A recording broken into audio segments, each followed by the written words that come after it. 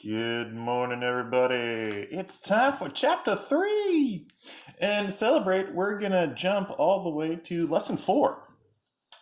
So tonight's homework is 3-4. Yes, we're skipping around. They start off with some weird properties and stuff. I find that will make a lot more sense to you once you really understand just regular old multiplication. So with multiplication, where most people go wrong is they get confused as to where everything goes and in what order you multiply everything. And believe it or not, I feel it's easiest to understand what the heck we have to do if we look at a really hard problem.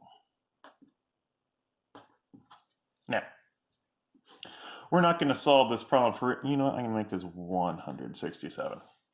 We're not going to solve this problem for real, but we're going to look at the pattern. And again, when you know the pattern, everything just makes much more sense.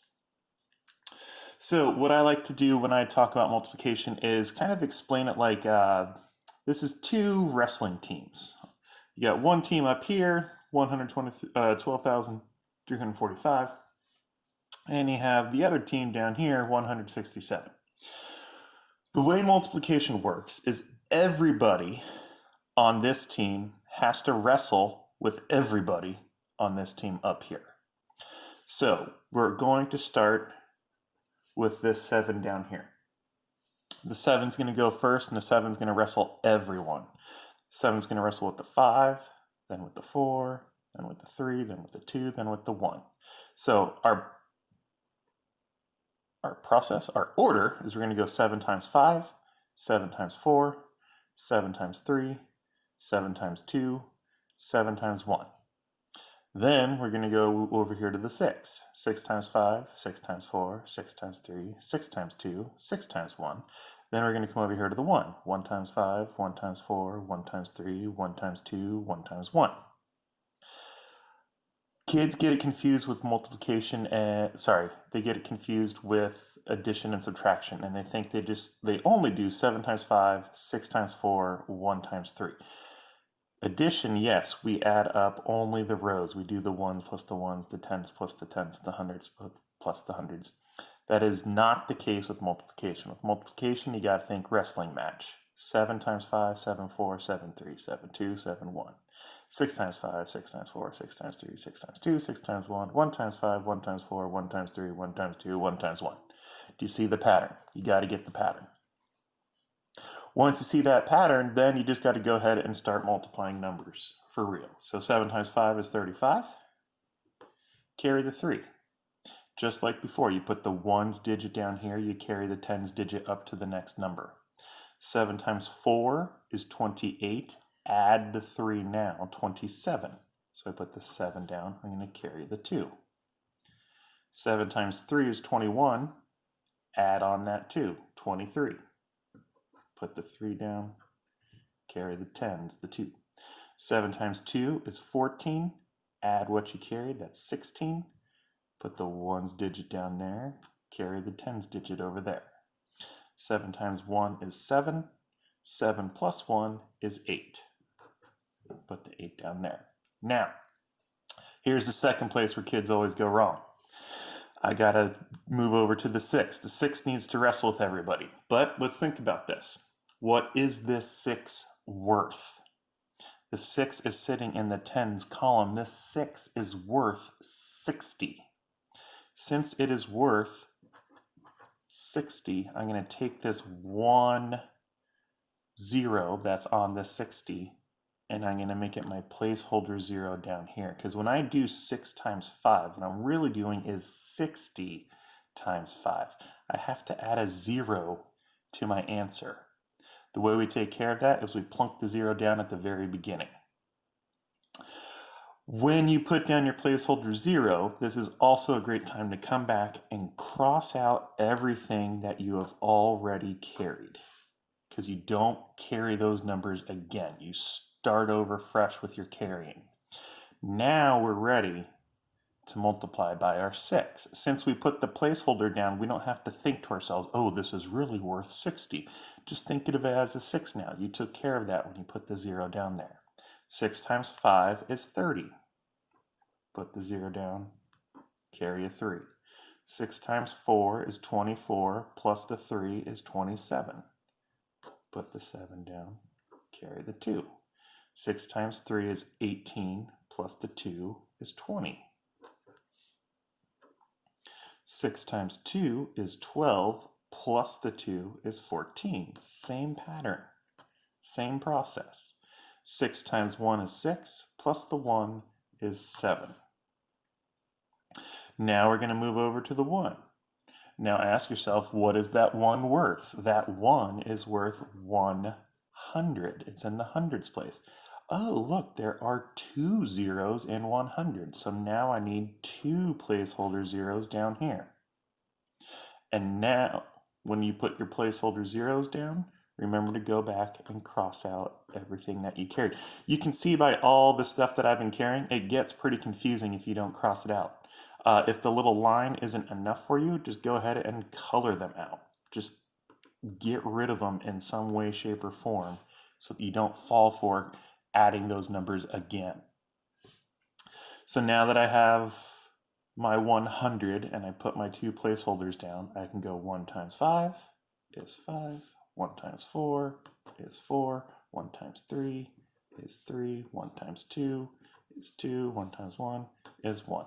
And then I like to think of this as kind of like all the different scores from the wrestling match, and now we need to add up all of the scores and see who the winner is. 5 plus 0 plus 0 is 5, 7 plus 0 plus 0 is 7, 3 plus 7 is 10, plus the 5 is 15. Carry the 1. 1 plus 6 is 7, plus 0 is 7, plus 4 is 11. 1 plus 8 is 9, 9 plus 4 is 13, 13 plus 3 is 16. 1 plus 7 plus 2 is 10. I'm going to put the 0 down, carry the 1, and 1 plus 1 is 2. So there's a really big, huge, obnoxious problem. You're not going to have anything this long. The reason I'm showing you something this long is so that you can see the different patterns that come into play when we multiply with big numbers like this. Remember, wrestling team, first number times everything up top. Whenever we move over to a new member on this bottom team, we need to put down the placeholder zeros that it already has on it. This 6 is worth 60, so I put 1 down here.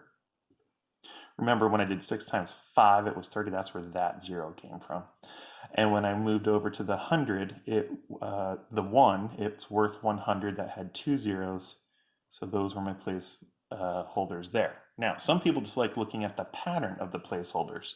How many placeholders were in our first row? Zip. We didn't have any of them. None. How many zeros were in the second row? 1. How many were down here? 2.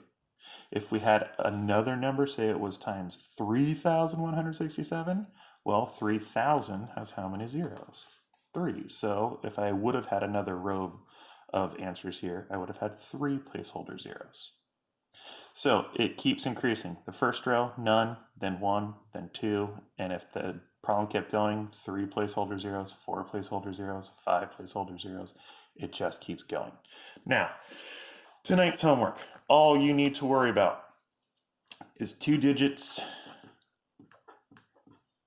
times 2 digits. A whole lot easier, a whole lot faster. Strangely enough, it's a little bit harder to see what your pattern is. But again, I'm going to go 5 times 7, 5 times 6. Then before I move over to the 3, I'm going to put my placeholder 0. I'm going to cross everything out that I carried from before, and now I can go 3 times 7, 3 times 6.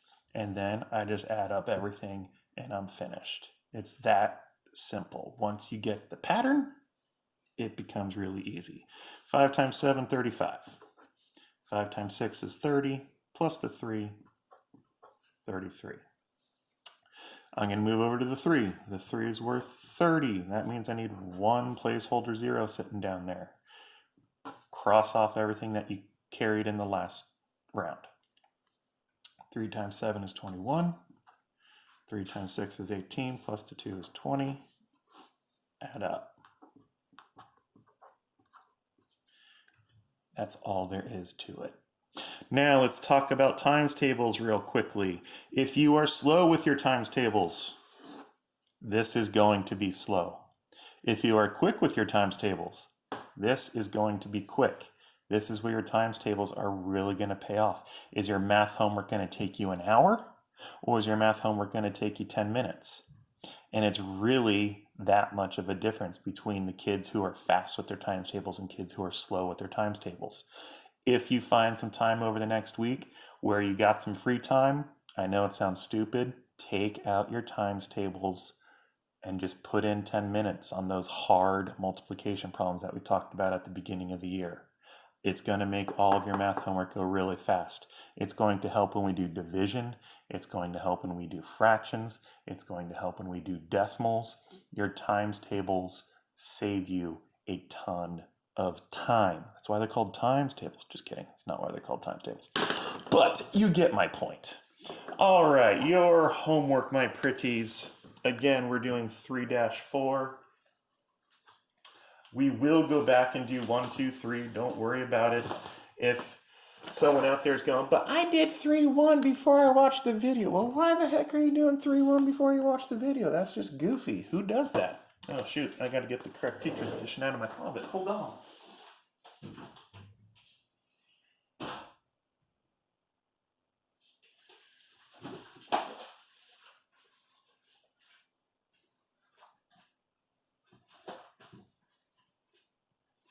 Okie dokie. 3-4. Let's get some answers. Here we go. Here is your practice. I believe the book was wrong on number 9. That's why that's written in pen right there. I think the way it worked out was the answer is 310 and 2,790. 24, trying to do it in my head really fast. Yeah, that sounds about right. And here's your answers for the practice page. Good luck. If you are struggling with this, ask, ask, ask. It is not rocket science. I can explain it to you in 2 seconds.